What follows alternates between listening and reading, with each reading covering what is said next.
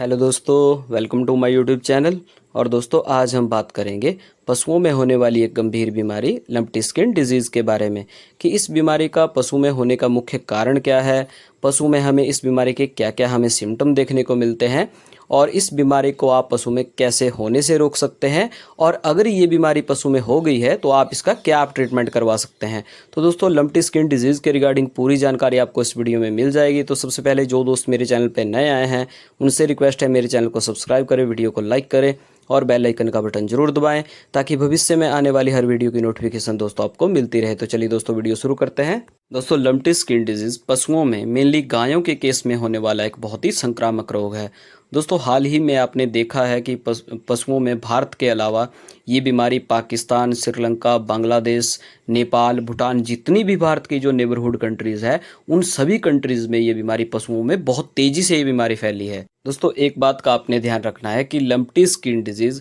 Mainly हमें गायों के केस में ही ये बीमारी देखने को मिलती है। गायों के अलावा कई बार ये बीमारी हमें भैंसों के केस में भी देखने को मिलती है, लेकिन भैंसों के केस में इस बीमारी के होने की संभावना केवल ना के बराबर ही होती है। दोस्तों, गायों के केस में भी जो विदेशी नस्ल के जो पशु है उनमें ये बीमारी हमें बहुत ज़्यादा देखने को मिलती है। लेकिन दोस्तों, दिक्कत की बात यह है कि हाल ही में गौशालाओं में या रोड साइड जो एनिमल है उनमें तो ये बीमारी हो ही रही है, लेकिन जो देसी नस्ल के जो पशु है उनमें भी इस टाइम पे ये बीमारी हमें देखने को मिल रही है। दोस्तों, सबसे पहले बात अगर हम इस बीमारी की पशुओं में इटियोलॉजी की करें कि पशुओं में किस वजह से ये बीमारी होती है, तो दोस्तों ये बीमारी पशुओं में मेनली कैप्रीपॉक्स वायरस की वजह से होती है। इसके अलावा दोस्तों, जिन जानवरों में मॉस्किटोज, फ्लाई, लाइस या टिक की इन्फेक्शन जिन जानवरों में ज़्यादा होता है उन जानवरों में इस बीमारी में होने की संभावना और स्प्रेड होने की संभावना उस एरिया में बहुत ज़्यादा हमें देखने को मिलती है। लेकिन दोस्तों, हाल ही में जिस तरह से ये बीमारी पशुओं में फैल रही है तो हम कह सकते हैं कि सिर्फ ये बीमारी पशुओं में मॉस्किटोज, लाइस, टिक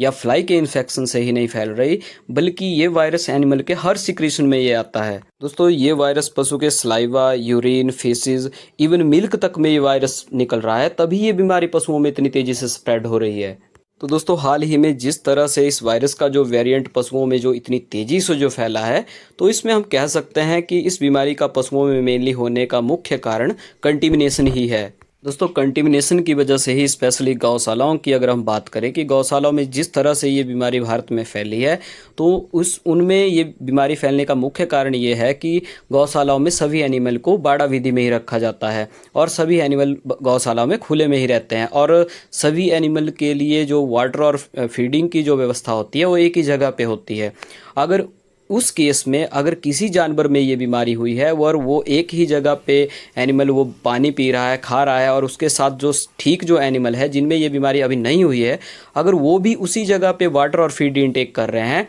तो इस बीमारी के स्प्रेड होने की संभावना बहुत ज़्यादा हो जाती है। तो दोस्तों, सबसे पहले आप यही करें कि जिन एनिमल को ये बीमारी हुई है उन एनिमल को हेल्दी एनिमल से एकदम से अलग कर दें। उन एनिमल को आप क्वारंटीन करें और उनके लिए पानी और खाने की व्यवस्था अलग करें। इसके अलावा दोस्तों, बहुत से वेटरिनेरियन भी ये गलती करते हैं कि वो इस बीमारी की ट्रीटमेंट के दौरान पशु में एक ही नीडल का यूज़ कई पशुओं में कर देते हैं। तो दोस्तों, इस बीमारी की ट्रीटमेंट के दौरान आपको एक नीडल का यूज़ पशुओं में नहीं करना है, आपको हमेशा स्टेरलाइज नीडल का यूज़ ही दूसरे पशुओं में करना है। इसके अलावा दोस्तों, एक अफवाह भी इस टाइम पे हमें बहुत ज़्यादा सुनने को मिल रही है कि ये बीमारी इंसानों में भी फैल सकती है। तो ऐसा बिल्कुल नहीं है, ये रोग सिर्फ गाय और भैंसों का ही रोग है, ये बीमारी हमें इंसानों के केस में देखने को नहीं मिलती। इसके अलावा दोस्तों, इस बीमारी की अगर पशुओं में सिम्टम की अगर हम बात करें तो जब ये बीमारी पशुओं में होती है तो पशुओं में हाई टेम्परेचर 104 से 106 डिग्री फ़ारेनहाइट तक हमें पशुओं में देखने को मिलता है। इसके अलावा पशुओं की बॉडी के ऊपर क्यूटेनियस नोड्यूल्स बन जाते हैं, पशुओं में ऑकुलर और नेजल डिस्चार्ज की समस्या हमें देखने को मिलती है, और इन्फेक्टेड एनिमल में मिल्क प्रोडक्शन एकदम से डाउन हो जाती है। इसके अलावा दोस्तों, जैसे जैसे इस बीमारी की सीवियरिटी एनिमल में बढ़ती है तो पशुओं में जॉइंट पेन, मसल पेन बहुत ज़्यादा हमें देखने को मिलता है, जिस वजह से पशु उठने बैठने, चलने फिरने में बहुत ज़्यादा दिक्कत करता है और पशु लेटने में भी झिझक दिखाता है। तो दोस्तों, अगर किसी जानवर में ये बीमारी हुई है और वो जानवर लेटने में झिझक कर रहा है, खड़ा ही रहता है, लेटने में दिक्कत कर रहा है, तो हम सस्पेक्ट कर सकते हैं इसमें कि पशु की थोरेसिक और एब्डोमिनल कैविटी में बहुत ज़्यादा पेन हो गई है, क्योंकि जिस तरह के लीजन्स पशु की स्किन के ऊपर बनते हैं बिल्कुल वैसे ही नोड्यूल्स और लीजन पशु के इंटरनल ऑर्गन में, स्पेशली लंग्स में, गैस्ट्रोइंटेस्टिनल ट्रैक्ट में और विसरल ऑर्गन में भी वैसे ही नोड्यूल्स पशु के इंटरनल ऑर्गन में बन जाते हैं, जिस वजह से पशु की चेस्ट कैविटी और पेरिटोनियल कैविटी में बहुत ज़्यादा पेन होना शुरू हो जाती है। इसके अलावा दोस्तों अगर पशु में अडीमा कंडीशन हो गई है, पशु के ब्रिस्केट या लिम्ब में अडीमा है,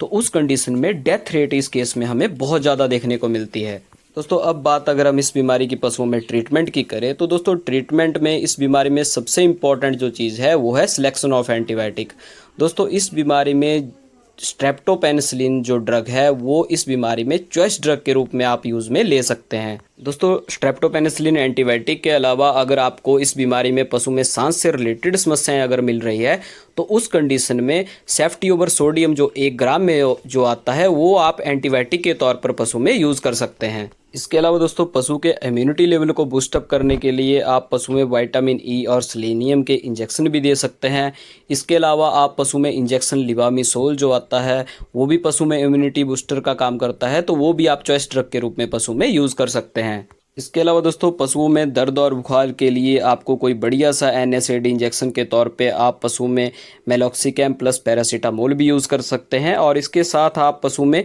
फ्लूनिक्सिन मैग्लोमाइन जो इंजेक्शन आता है दोस्तों वो भी आप पशु में यूज़ कर सकते हैं। इसके अलावा दोस्तों इस बीमारी की ट्रीटमेंट के दौरान इंजेक्शन आइवरमेक्टिन का यूज़ भी हफ्ते में 1 बार, जब तक पशु इस बीमारी से रिकवर ना हो जाए तब तक आप इस इंजेक्शन का यूज़ भी चॉइस ड्रग के रूप में पशु में कर सकते हैं। इसके अलावा दोस्तों आपको टिश्यू एड बोलस देना भी पशु को बहुत ज़्यादा ज़रूरी है। अगर आप टिश्यू एड बोलस पशु को देते हैं तो पशु में रिकवरी के चांसेस बहुत ज़्यादा बढ़ जाते हैं। इसके अलावा दोस्तों हर्बल प्रिपरेशन के तौर पे नीम के पत्तों का पानी उबालकर उस पानी से आप पशु के आसपास स्प्रे भी करें और उसी पानी से लगभग 7 से 10 दिन तक कंटिन्यू आप पशु को नहलाएं। ऐसा करने से दोस्तों इस बीमारी से बहुत तेज़ी से राहत पशु को मिलती है। दोस्तों इसके अलावा इस बीमारी की पशुओं में सेवियरिटी को कम करने के लिए जब ये बीमारी पशुओं में होती है और पशुओं में जब जख्म बन जाते हैं तो उस दौरान आप उन जख्म में एक तो कीड़े पड़ने ना दें। उसके लिए आप पशु में स्प्रे स्किन हील, स्प्रे डीमैग यूज़ में ले सकते हैं, और जख्म जल्दी से भर जाए उसके लिए आप ट्यूब लोरेक्जेन